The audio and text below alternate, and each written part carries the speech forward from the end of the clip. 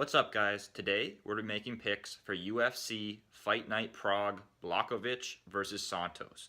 So we're going to do things a little bit differently today. I'm going to make picks for the first fight of the night, the first fight of the main card, and then for the rest of the fights of the main card, I'm going to give a more detailed breakdown and prediction for. So first fight of the card is Damir Ismagulov versus Joal Alvarez. This fight, I just see Damir being a much more well-rounded fighter here. I think Alvarez is a very good striker. I don't think it's going to be enough, though. I think Ismagulov is going to out-wrestle him and take this one fairly handily. So my pick there is going to be Damir. First fight of the main card is going to be Magomed Ankalaev versus Klidson.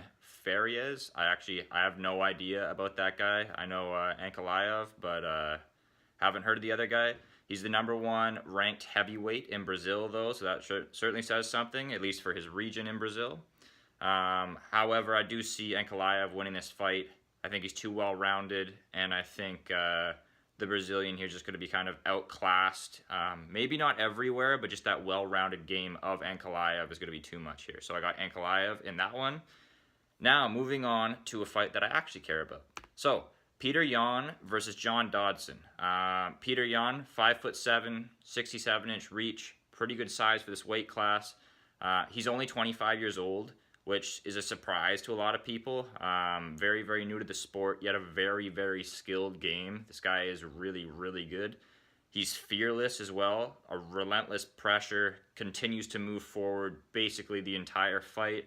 And doesn't really stop, because even when he gets hit, when he gets clipped, like he fought Douglas Silva to Andrade, was hit with some pretty severe uppercuts in that fight, but he's a durable guy and just continued to move forward. Another thing in that fight versus Silva to Andrade, he has fantastic combos. Petr, he flows very, very well. He's reading the opponent the entire fight, looking for those openings, whether it's a jab straight followed by a roundhouse kick, leading with kicks. He's always looking for that opening, finds it, and capitalizes on it. He transitions extremely well as well. What I mean by that is something that TJ Dillashaw often talks about, which is that transition between wrestling, striking, and grappling. A lot of guys are very good at multiple of those, but can't transition well. So if you watch Petr fight, he's brilliant at going from striking right into takedowns, timing those takedowns well, and starting grappling before it even hits the mat. So he'll go for a takedown, and then instead of just settling for that half guard or full guard position, he's already moving into side control before they even hit the mat. So I feel like that's extremely impressive, but the guy's not invincible. If you watched his fight versus Soon Son, this was earlier in his UFC career, beat him handily. However, Soon had him in, not trouble, but there was holes in his game in grappling, different exchanges. You can see this guy's being hit, but I'm being picky here because Petr is extremely talented. Now, his opponent here, though, I feel is the biggest test that he's ever faced. Gian Dodson knocked out TJ Dillashaw, as most of us will remember. I still believe he's the fastest fighter in the UFC, all weight classes, including flyweight. I'm sure some people are feeling he's slowing down. I agree with that, but I still, even at this point, age 34, I still think he's the fastest guy in the entire UFC. As a result of that, he relies heavily on his reflexes. You look at his defense; it's very reflex-based, getting out of the way. You watch guys try to step back from leg kicks, and they really struggle with it. They'll sometimes get their leg out of the way, sometimes it's there to be hit. Gian Dodson's always getting his leg out of the way. He's not really checking kicks, he's just fast enough to always get out of the way, which is extremely impressive. Once he loses that athletic ability, with time, with age, it will happen. He's going to have to retire, because he relies extremely heavily on his athletic ability. Or he's going to have to change his fighting style completely, which I just don't see.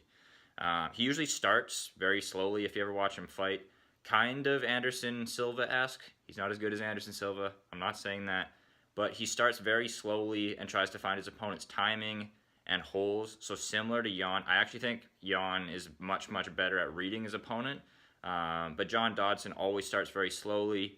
Petr starts very quickly. It's going to be interesting to see how that happens. See what happens with that. Because as I said, Petr Yan's extremely good, but Dodson could catch him with the counter shot early if he's too aggressive. Don't see that happening, but it's a possibility. Dodson, as I said, very much reliant on that athletic ability. He's quite sporadic in terms of kind of like Joal Romero, lull you to sleep a little bit, not to that extent like Joal was against Robert Whittaker there, but is fairly like, he's not very active until he explodes. So I would call that like sporadic explosions. Very, very slow pace, jab here and there, just tapping your hands, gathering that timing, and then he'll explode on you. He did that against Marlon Moraes, dropped him. Marlon Moraes is top 3 for sure at bantamweight, so to be able to do it, to be able to drop a guy like that says something to me. However, John the Magician Dodson is going to need some magic here, because Petr Yan is a special talent. I am going to go with John Dodson here. I actually have a bet on John Dodson. I have 3 units on him if you want to look at the exact bet, how much money that is. Of course, the bet's in the description down below, so go check that out. But yeah, I got Dodson by decision here. Got him at plus 250. I see value there. I don't usually bet unless I'm very, very confident in a guy. Saw some value here though, and I'm going to go with Dodson via decision here. So pretty big upset. We'll see what happens, but I like his chances. Next up, we have Liz Carmouche versus Lucie Pudilova. Is that how you say it? I forgot how you say it. Something like that. Anyway, Liz Carmouche, very, very tough girl. Fought Ronda Rousey back in the day. Had her in a pretty close to rear naked choke. Rousey got out of it though, but that was kind of the most danger Rousey was in at the start of her career. Liz Carmouche, this might sound bad, but I mean it in a very good way. She's athletic, she's powerful, she fights like a dude, okay? She's very explosive, very athletic. You see some of these girls, they have trouble putting their shots together and it doesn't look good. They just lack coordination sometimes, lack power sometimes. I feel like Liz Carmouche has that athletic ability of a guy, and that can be extremely advantageous in something like fighting. So she's a veteran, no question about that. Fought girls like Ronda Rousey. She fought Miesha Tate. She actually took Miesha Tate being a wrestler, she took her down 3 times in 1 round. So that says something. She has great cardio. I've never seen her gas out even a little bit. So great cardio there. She's a strong grappler. Does jiu-jitsu at 10th Planet. As we know, Edgy Bra is one of the coaches, one of the guys who started 10th Planet Jiu-Jitsu. Don't know if they train directly together, but still a great school to train with nonetheless. I think a key in this particular fight is that Carmouche closes the distance. We'll see if she can do that. I think that's really what determines this fight. Lucie Pudilova, again, sorry if I'm butchering that name. She's a larger fighter.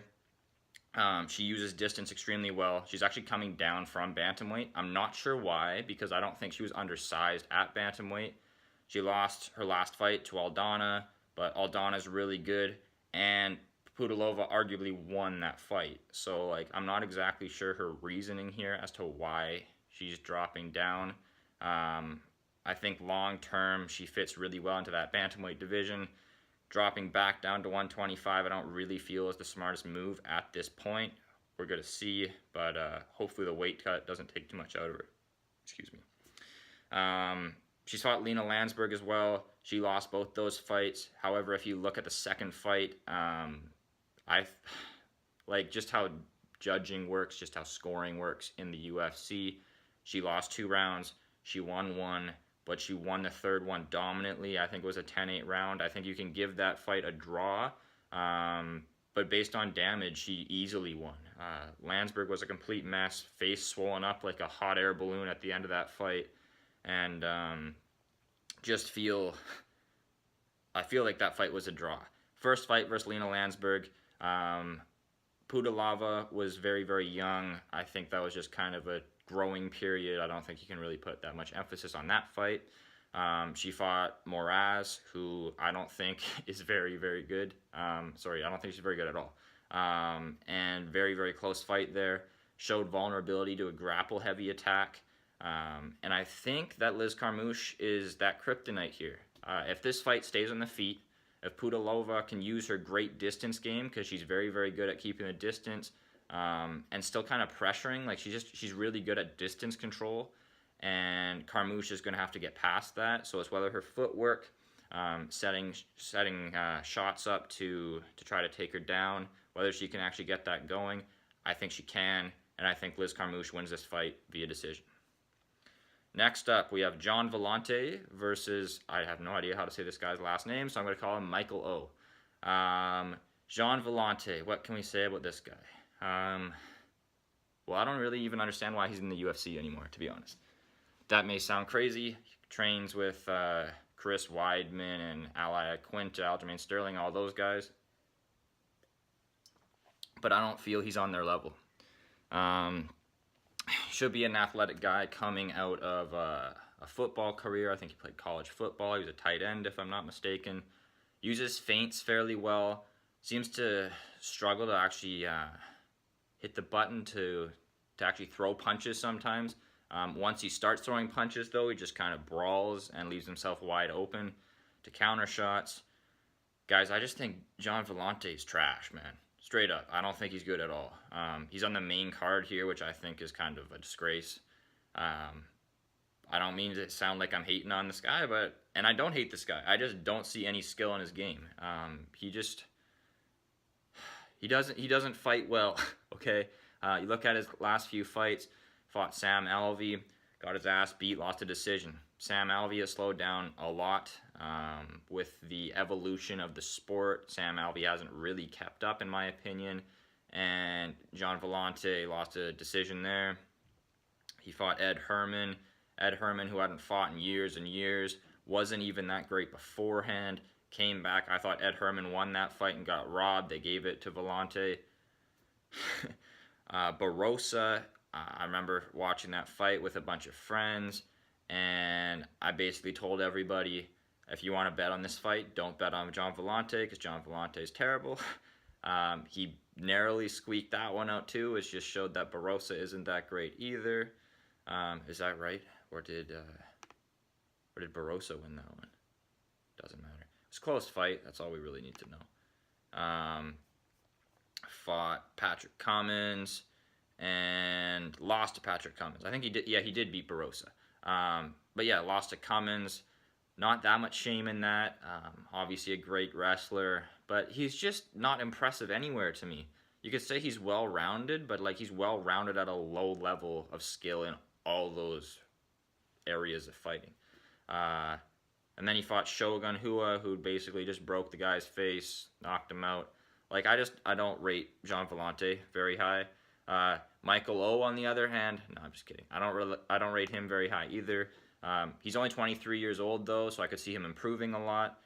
He is well-rounded, same way Villante is. Like, he's not great anywhere, but I see him improving, as I said previously. He's durable. If you guys saw him fight Khalil Roundtree, beat Roundtree by decision there, just outlasted him. I don't know what the hell Roundtree was doing in that fight. I know he's better than that. He just kind of wasted all his energy early. He wasn't even going for the finish because he never had him that hurt. But yeah, Michael O won that one. Then he popped from USADA. I'm not really looking into that much because if you look at him on his Instagram now, he looks in better shape than before. As I mentioned previously, he's going to be a lot smaller than Villante. I think there's going to be like close to 15, 20 pound weight advantage here for Villante. I think it's going to be fairly significant. I don't even know if Michael is going to have to cut any weight for this one. I'm still going to go with him, though. I'm going to go with Michael O by decision. Just don't rate Villante that high here. And I do think it will be a close fight. Like, I have no idea who's really going to win. But if I had to put my money on somebody, it's not going to be Gian Villante. So we're going to go with Michael O by decision there. Next up, Stefan Struve versus Marcus de Lima. Stefan Struve, we all know this guy. This guy's been in the UFC for like a decade. 7 feet tall, 84.5-inch reach, which is only equaled by John Jones. Nobody else has that long of a reach. He's pretty slow, Stefan Struve, which is kind of what you expect from a guy that size. He had heart issues in the past, which he seems to have overcome. Don't know exactly how that's even possible. I thought it was something to do with training hard, but like you need to train hard to be a fighter. Regardless, got that under control. That's great. Glad to see him back here. Hasn't done very well recently, not gonna lie. He lost to Volkov a while back. Beat Bigfoot Silva when Bigfoot Silva was off TRT and just a complete bum. So that says absolutely nothing to me. Suspect chin for sure after all those wars he's been in, fighting guys like Mark Hunt, Roy Nelson, and lots of other fighters that are very, very good that have just knocked him unconscious. So suspect chin as a result, just from that fighting experience. So there's pros and cons. You gain the experience, you lose the durability, and that's just how it goes. So he got outstruck by Volkov. I do see Struve improving his striking, which is great to see because one of the biggest complaints is he doesn't use his range. He's such a long guy. If he could use like his jab at range or perfect that that front kick that he uses so frequently now, I feel like he could be not a contender but a solid UFC fighter, a more consistent one as well.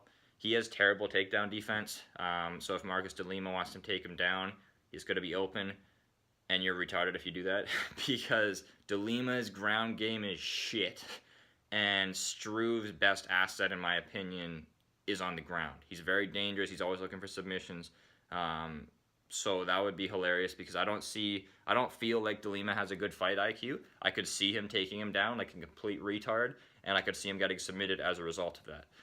De Lima, kickboxing background, very good kickboxer, or somehow is. Like he won like some Pan Am Games tournament, so that says something. Don't know how well it's translating to the UFC though. Very right kick heavy, so he's using his rear kick, or his rear leg a lot for kicks, whether they be leg kicks, body kicks. There's very few head kicks I've noticed in the couple fights that I watched, so I don't know if that was just a worry from being taken down. Because this guy has terrible ground game. They talk about him working really hard on improving his ground game, but I mean, to be in the UFC and to kind of say you're like not even blue belt level, like realistically, this guy's trash on the ground. But to be that low of a level of jiu-jitsu and be in the UFC and then say you're improving it, you're not going to be able to improve it fast enough. So in my opinion, either hit the road and come back when you're better, or just work on your wrestling and kind of say, once I've been taken down, all you're going to try to do is get up. You're not going to worry about defense because you're just kind of shit. In this fight, though, I see Struve doing okay on the feet. I think if there's any advantage anywhere, it's de Lima on the feet for sure. But once this fight hits the ground, if it hits the ground, I should say, Struve will submit him. So I'm going to go with Stefan Struve by submission here. If it stays on the feet, I could see Lima knocking him out, but I could honestly see Struve outpointing him. I think that's somewhat unlikely, but I think it's a possibility. But as I said, Struve by submission here.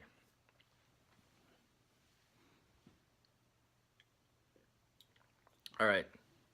Main event of the evening. So we got Thiago Santos versus Gian Blachowicz. Thiago Santos, very explosive athlete. Uses, like, he's trying to knock the guy out with every single shot, which caused him to gas out pretty early, but not like insanely early. Like, end of the second round, he's going to be gassed for sure. Usually partway through the second round is where he starts to slow down. But I say he has very good cardio. It's just because he's put in everything in every punch, everyone gets tired from that.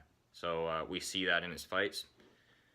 He finished Jack Hermanson in the last second of the fight. I thought that was pretty impressive. Really going for that finish when there was no time left. A lot of guys would have just left it, walked away, and be like, I'll be ready for the next round. Santos went for that finish, and the ref stopped it right as the bell rang, so kudos for that. He is a little bit chinny, though. If we watched his fight with David Branch, Santos was having the better of him, ripping him up with leg kicks, and then Branch landed.